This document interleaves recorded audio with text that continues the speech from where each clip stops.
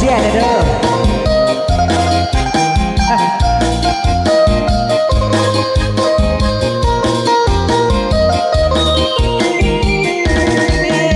ลอยกระจายสายลมพัดเบางามแท้เมืองลาวแวววาวสวยสะดุดตาพงสาลีสำนึกงามลือสุดพันนาอุดมใสบ่อแก้วน้ำทาสุขสาวป่าสามีสุขทาปวงเขตแคว้นเด่นใดหาใส่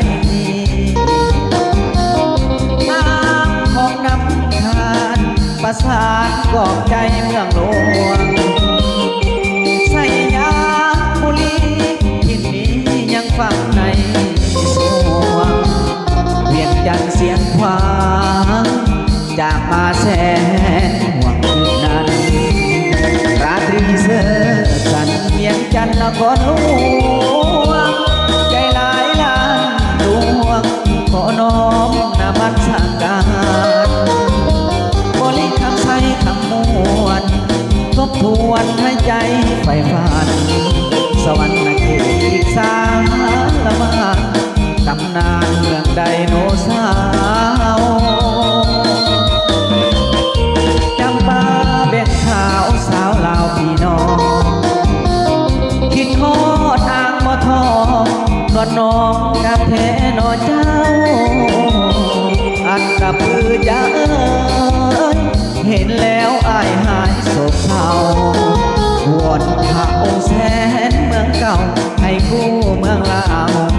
ไปกาลนา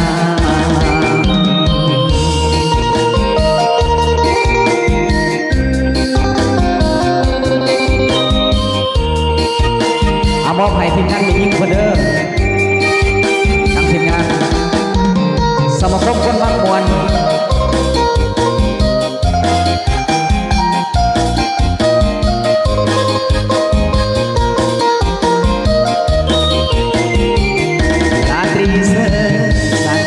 จันทร์นครหลวงใจหลายด้านดวงขอน้อมนมัสการบริคำใส่คำมวลทบทวนให้ใจใฝ่ฝันสวรรค์เขตอีกสารวาดตำนานเมืองไดโนเสาร์จำปาแบ่งขาวสาวลาวพี่น้อง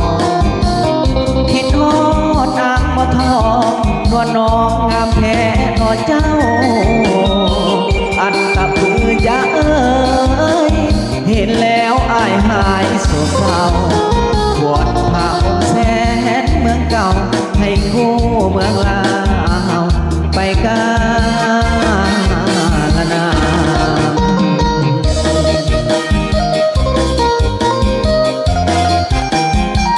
ฝากติดตามผลงานเอาเลยเด้อ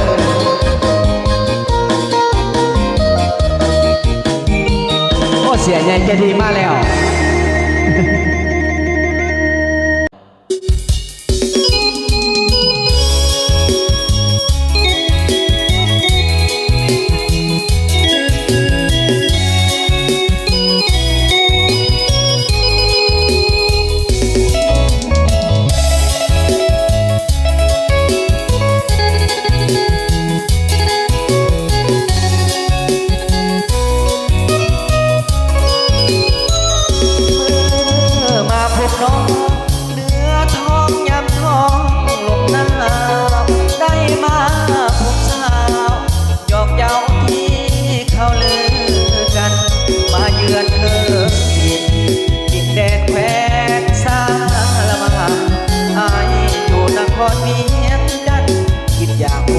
กับน้องแก้วตา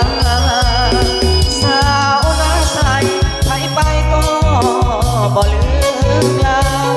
สมคำลืมสาเมื่อได้มาพบน้องคนนี้ลูกหลา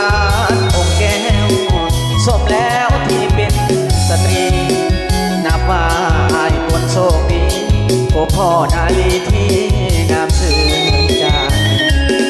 นาใส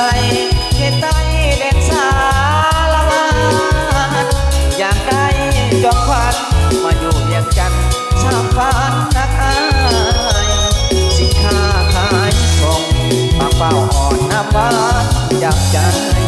สมคำสาลือไปกันมาข้าวนาใส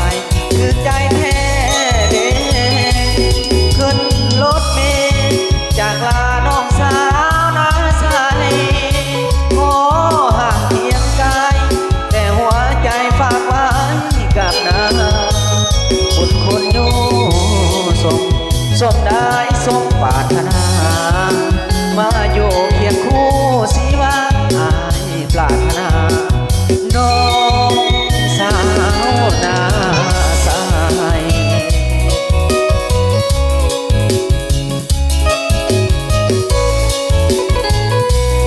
ก็สิได้ปรับมักสาว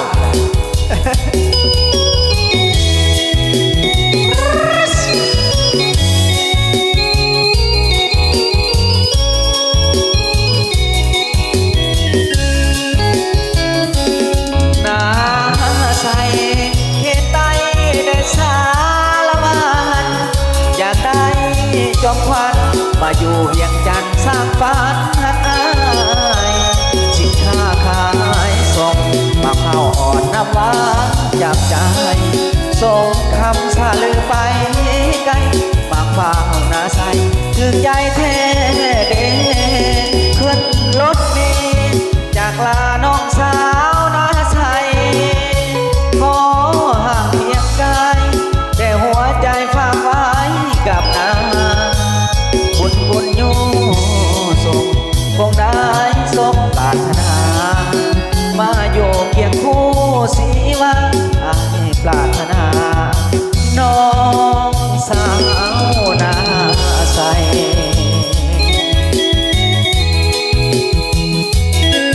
แสดงความขอบใจหลายๆเด้อผิดพลาดประการใดกับคนตรวจขออภัยกำลังซ่อมอยู่